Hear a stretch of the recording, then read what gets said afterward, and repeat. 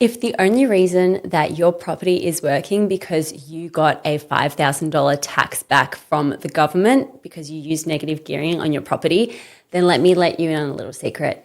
Your property was never working to begin with. The tax benefits are meant to be a bonus, not a strategy. The changes to the budget didn't break your strategy, didn't break your portfolio. It exposed the problems with it. Today, I'm going to give you the 3 things that you need to stop doing in 2026 to build a real wealth-making portfolio, and the one thing you should be doing instead whilst everyone else is frozen. Let's get into it. For those who are new to the channel, welcome. My name is Vanessa Dallas. I'm a buyer's advocate and an investor myself, and I am here to provide you with insights into the property market so that you don't make the same mistakes that I have made in my portfolio, and that the wins that I have made are also translated to become your wins. And these are wins not just for myself, but also wins of my clients. Now, being a buyer's advocate specifically for investors, I've had a lot of people ask me recently, are you going to keep working only for investors? There is no more room in Australia for property investing. Property investing is dead. I've heard it all. Since the budget came out, it has been a really stressful time for investors because a lot of our incentives have gone away. Or not necessarily incentives, but the little bonuses that we could get back to help us build our portfolios. Now, I understand that it's done to decrease the prices of the properties and to allow home buyers to buy those properties. But the matter of fact is that that is not the case. Property prices are still going up in areas that are strong. First home buyers are still getting priced out by investors or other first home buyers. And there is still high amounts of migration entering the country daily who need property, and property is not being built fast enough to cater for those people as well. So although we are seeing this trend in the market, we are seeing some areas going down. We're hearing a lot about things like auctions not going through anymore. And I think it's all just a bit of a media scare, a bit of a hype. And there's just so much noise and fear out there. And I really want to help guide you through that. So I'm going to go through 3 things that you need to stop doing in order to build your portfolio. And number 3 actually goes into the biggest opportunity that I've seen in years. So let's get into it. Number 1, and this is a critical one, you need to stop listening to the media, to your neighbors, and to sales agents. These 3 people are not acting in your best interest. So the media is just putting what's out there. And sometimes that can be fear-mongering. They are showing you a different side of things that you may not have seen. Basically, right now, the media is telling you that the budget has won. What the budget said it was going to do happened. Prices of properties are down. We are seeing a stabilized market. First home buyers can get in now. It's not necessarily the case. There are so many areas around Australia that property prices are still going up.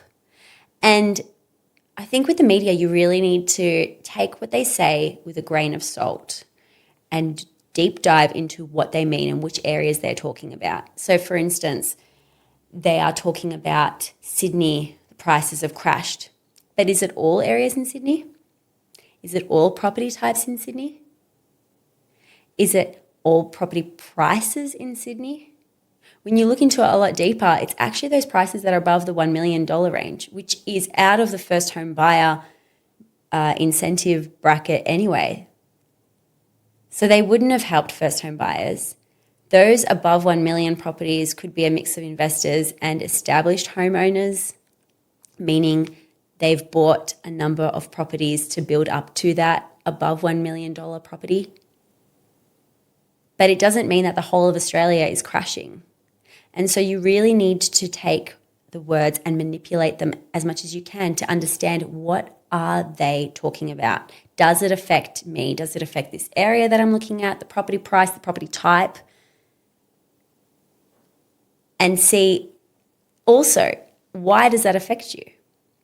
For me, if I'm buying property and I'm seeing property prices going down, to me, that's a win. Get in there, buy. If you're seeing property prices going down as a result of high supply and low demand, that is the end of property investing. But when it's a little blip, and there's going to be ups and downs in the 30 years or whatever, how long you're going to have your portfolio for. But when you zoom out, property prices always go up. And the reason for that is the economic foundations, which is when there is high demand and low supply, which is what it is in Australia. We always have more people that want property every single year due to migration, birth rates, and death. So the net of the population is constantly going up. You're getting more people that need property, but the properties aren't being built fast enough. So when you have high demand and low supply like that, the property prices go up. Prices in general, this is of anything. It's why exclusive things are more expensive. Why Hermes can charge $100,000 or $500,000 for a bag. It's that demand supply. So I really just want to hone in on the fact that what the media is saying, they're stating facts, but it's not the whole picture. And you really need to understand and do your research to see how it's affecting you. Now, your neighbor, your uncle at the barbecue, your parents, they've all had some kind of bad experience or no experience in property and are just talking about their mate or the person or the colleague that they worked with made this by doing this. You shouldn't do that. You should do this instead. All noise, unless that person is in a position where they have invested in property in themselves, have had a successful property investment journey, or not so successful but have learned from the lessons and are warning you against those because it's their own personal experience, you should not be listening to them. Just because they're older doesn't mean they're wiser. And there's a reason that they are in the position that they're in. So do not take their advice, and 9 times out of 10, do the opposite of what they say. If you have done your research on things and you have gotten advice from really good sources that have actually invested in property and made money from property, those are the people you need to listen to. And as a buyer's advocate, if you do hire a buyer's advocate to work with, that is the person you should be listening to if you're paying them. If they're for free, different story. I've done a whole other episode on this. But if you are paying for advice, you're paying for someone's services, they're going to act in your best interest because it's in their best interest to provide you with a good service so you can rave about it, tell your friends, and then more people come to them. That's how it all works. That's how business works. So unless you are paying for that advice, do not listen to it, which leads me to sales agents. Sales agents don't get paid by the buyers. They get paid by the seller. So they're going to take the best interest of their seller, which may be at your detriment. You may be having to pay above market value. You may be buying a property that has structural defects that were never disclosed. You may be buying a property in a flood zone, or you may be buying a property that they told you was a good one for your SMSF or your personal investment, but actually isn't. You need to do your own due diligences and understand that the media, your peers, your family and neighbors and Uncle Jack at the barbecue and sales agents are not acting in your best interest. Even though sometimes it sounds like they are, make sure you do your own research to really understand what is happening behind that statement that they make. Don't just take it as gospel. Number 2, and this is something that I learnt with my first investment property and that I really am teaching all my clients and anyone who listens to me on socials. Do not purchase new just for the tax benefits. Even before negative gearing was abolished from new purchases, new property purchases of established properties, so old properties, buying brand new because of the tax appreciation that you will get is not a strategy. Yes, you might be getting $10,000 or $12,000 back per year, but you're not getting as good rental income as you would in an established area. You're not getting as good capital growth as you would in an established area. These properties are in the middle of nowhere, don't have public transport, have just got like maybe a shopping centre built. They don't have local schools. They are basically at the end of a suburb where they've got a lot of land that is ready for the next build. So supply is going up. What happens when supply goes up and demand is the same? Your property price is not going up, it's staying very stable. So that leads back to the capital growth that I was talking about. It's not growing as fast as a property that is in a suburb that there is literally nowhere else to grow. No more supply can be added to it. There's no pressure there. And so buying a property to get that $12,000 back, and then you're negative gearing now, because if you are in the, say you're earning $120,000 a year, on average with a property that's worth about $800,000, you'll be getting back $5,000 in negative gearing, approximately. That's it, per year. So if that's making a huge difference to your portfolio, then there's something broken in your portfolio to begin with. You should not have invested in that property. That property was not for you. So we do not buy new properties, well, full stop, but we do not buy new properties because of the tax benefits. That is not a strategy. That is a bonus. If you get something back, amazing. But your strategy is not for that. Your strategy, because if you are listening to me, you most likely want to build a portfolio that you can create more choice, more opportunities, and make work optional. And so to do that, you need capital growth. And you're not going to get the best capital growth in those outskirts suburbs, in those suburbs that first home buyers don't even really want to live in. They buy there and then they're going to end up moving inland because that's where they want to live. They want to be next to their family. They want to be next to the shopping centers. They want to be next to the universities, their workplace, all those places that they aren't next to by living in those outskirts suburbs. So although negative gearing is still valid or available for you on brand new properties, I would highly recommend against it. Also, one of the best strategies that I have, which isn't something that I recommend to all my clients, I recommend bespoke strategies to each of my clients, but one of the great strategies is to buy something like the worst property on the best street. That's essentially what you want, the best area and a property that isn't flashy because you can add value to it, because you can buy it for less than the flashy property on the same street than your next door neighbor that's built this amazing mansion with like gold finishes and, I don't know, butler's pantries and all the jazzy things that you have actually created. You have an asset that's worth just as much as that if you make those changes to it. And you can do that for less than the difference of the property price. So you make your own equity. You can build your own value without relying on the market. Anyway, I'm not going to go too much into that, but it is one of the better strategies. So again, another reason why you shouldn't buy new. But above all, do not buy new just because the government is now telling you, they're pushing you towards that way. Don't listen to them.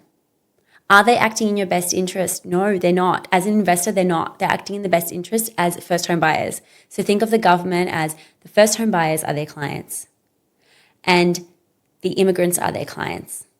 And the immigrants are coming in and voting for that party. They're providing them with housing, blah, blah, blah, whatever. Anyway, basically, they are not working in your best interest. So why would you purchase a property based on an incentive that they're giving you, an incentive that they're giving you?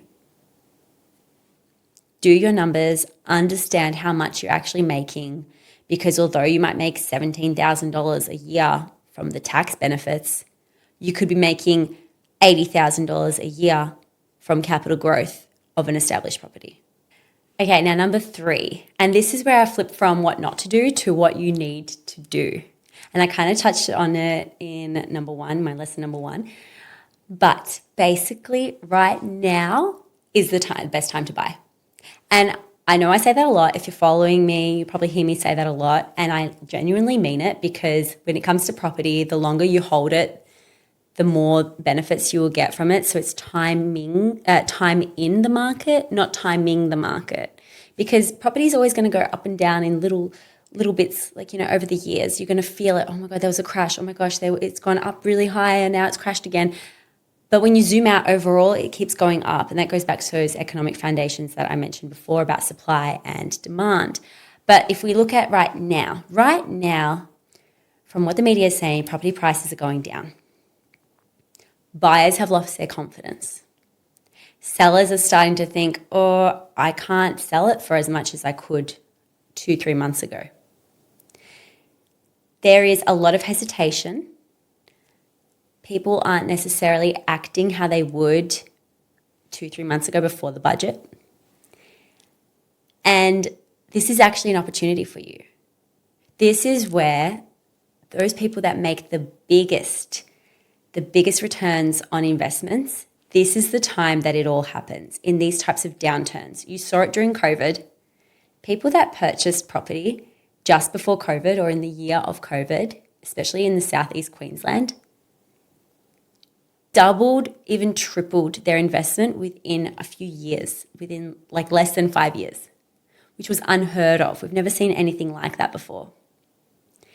So now you have this moment in time that's only going to be a short moment. Trust me, I don't think this is going to last that long. I think people are going to forget about what's going on and then they're just going to go back into their routine. Normal investors are just going to keep investing and we're going to see the same thing sort of be happening, but investors aren't getting as much back because at the end of the day, people that invest want more from their lives. They want to make work optional. They want to have more control. They want to be able to retire early. So you need to do more than just your income to get to that spot. You need to invest in something. And property in Australia is just one of those things that is a very easy investment and the biggest leverage on your money that you can make, which basically means you put down 50,000, you can buy something for 500,000. Like there's no other investment that can do that, where your 50,000 turns into 500,000 overnight. It's incredible when you think about it. But yeah, I want to come back to this is your time. This is your opportunity because right now everyone's hesitating, which means there are less buyers out there, which means less competition. So you can purchase properties for less because sellers aren't going crazy within 24 hours getting offers and, trying to progress and get the highest one and making records. Across Australia, there is hesitation. And there are plenty of opportunities where properties are still under $1 million. And they're kind of steady at that stage now because of all the hesitation that's happening. So it's a really good opportunity to go in. If you haven't bought in property before, then I highly recommend, but you're in a position to buy property because you've already gotten your mortgage pre-approval and you understand all that, then I highly recommend you do your research and you find a property that can work for you and buy now. Don't wait until, let's see what actually goes through from the budget because nothing's been finalized yet. Don't wait until, I'm going to do it next year or maybe when this government moves out, because the issue is that the prices are still going up. In the long-term zoom out, the prices are still going up. So whilst you're waiting, whilst you're trying to save more, whilst you're trying to, whatever you're trying to do, you're hesitating, these other buyers are getting in, buying the properties at these low prices, and they're going to go up.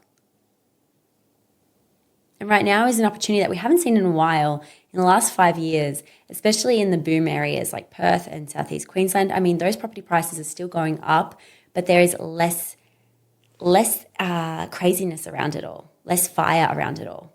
So you have more of an opportunity to actually get those properties that you were looking at before without them going up by $50,000 every month. Because that's what we were doing in Southeast Queensland. So opportunities for less than $1 million, there are some great opportunities in Victoria. And Victoria's had those opportunities since COVID because they haven't really moved much since then. So whilst we still have this downturn of the market there, take advantage of it. If it works for you, check the numbers, check the suburbs, check the property types. But there are definitely pockets all around Australia, not just Victoria, that you can take advantage of now in this little suppression of the market, this little dip of the market. And just for those first-time investors, to give you a little bit of confidence, just one quick tip. I mean, I've got a lot of tips in all of my content, but so you don't have to filter through all of that, I would highly recommend you choosing suburbs where the government is putting money into. And I'm talking about where they are upgrading the roads, upgrading the hospitals, upgrading the ports, like those types of cities. And near those cities is really where you're going to want to invest. Those suburbs that are near the main cities.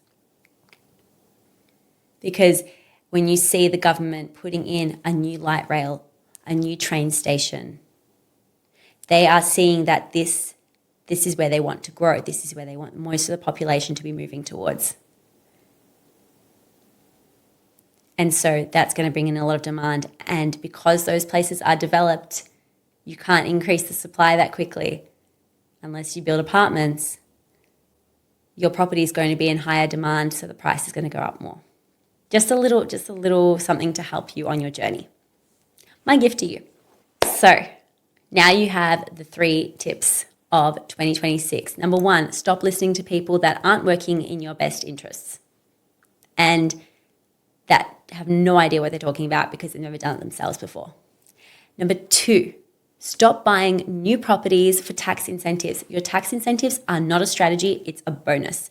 Make sure that your strategy is clear, you understand your goal, you understand what the outcome of that goal is going to be, how to get to your goal with the strategy of your property. Reverse engineer what your goal is, and then you'll understand what type of property you should be investing in.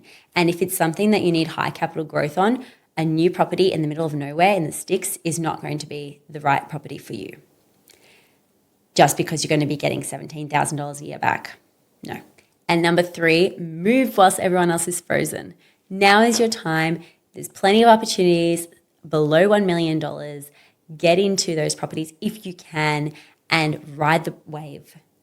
Because this is the time that those wealthy individuals, those wealthy investors make the most money. Share this video with a mate or someone you know that is struggling at the moment with understanding what's going on with the budget. They're in a bit of analysis paralysis and they don't really know what their next move is, but they want to invest in property. I want this episode to give you the confidence to move forward so you can build your wealth quicker and smarter, and you can get to your goal of working by choice, not because you have to, but because you want to. Or not working at all and retiring early. Whatever it is, property can help you get there. And if you're confident and you understand this and you're like, yes, I really want to purchase property, Vanessa is right, I want to get into it, but you're still unconfident on where to invest, please reach out to me.